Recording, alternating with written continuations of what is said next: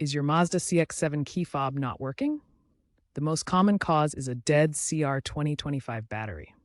First, confirm the remote isn't responding to button presses from a short distance of 10 to 20 feet.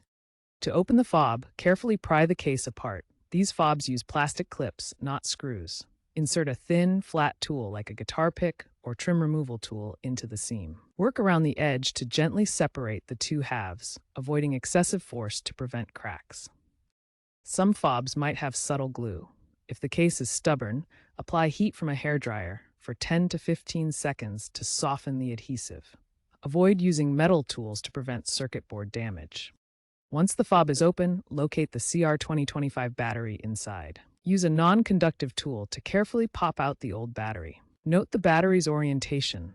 The positive plus side faces up. Insert the new CR2025 battery with correct polarity. Clean any corrosion on the battery contacts with a soft cloth or isopropyl alcohol. Snap the fob case back together, ensuring all clips are secure. Test the fob by pressing the buttons while near your CX-7.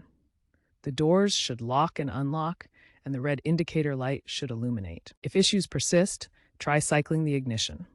In rare cases, reprogramming might be needed. Consult a dealer for about $50 to $100.